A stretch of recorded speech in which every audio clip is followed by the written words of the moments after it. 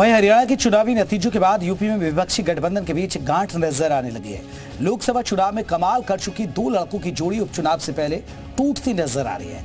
कांग्रेस अभी तक उपचुनाव की 10 सीटों में से 5 पर दावा ठोक रही थी, लेकिन सपा ने 6 सीटों पर उम्मीदवारों का ऐलान कर कांग्रेस को किनारे लगा दिया है।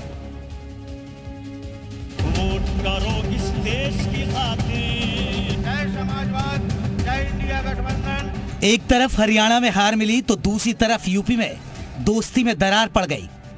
अभी तक कांग्रेस और समाजवादी पार्टी के बीच यूपी विधानसभा उपचुनाव को लेकर सीट बंटवारे की बात चल रही थी, लेकिन हरियाणा में कांग्रेस के हारते ही समाजवादी पार्टी ने कांग्रेस की परेशानी बढ़ा दी है।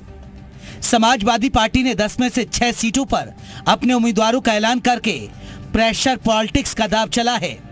अभी मैं पता लगाऊंगा किसको कहां दिया है। जहां तक चुनाव की लड़ने की बात है तो समाजवादी पूरी मजबूती से लड़ेगी और हम आशा करते हैं सभी सीटों पर जहां लड़ेंगे सब जीतेंगे।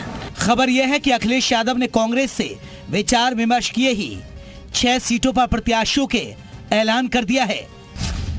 समाजवादी पार्टी ने करहल से तेज प्रताप यादव को मैदान में उतारा है, तो वहीं सीसामऊ से इरफान सोलंकी की पत्नी नसीम सोलंकी उम्मीदवार होंगी। फूलपुर से मुस्तफा सिद्दीकी को टिकट दिया गया है, वहीं मिल्कीपुर से अजीत प्रसाद को टिकट मिला है। कटेरी से शोभावती वर्मा तो मझवा सीट से ज्योति बिंद को मैदान में उतारा है। इनमें से कांग्रेस फूलपुर और मिल्कीपुर सीट की डिमांड कर रही थी, लेकिन हरियाणा के चुनाव में कांग्रेस की हार और उसके अगले दिन 6 सीट पर सपा प्रत्याशियों की घोषणा ने साफ इशारा कर दिया है कि अखिलेश यादव को कांग्रेस की रणनीति का कोई फिक्र नहीं है। नेतृत्व ही तय करेगा। आगे जो गठबंधन बना रहेगा क्या? निश्चित तौर से बना हुआ है, बना रहेगा।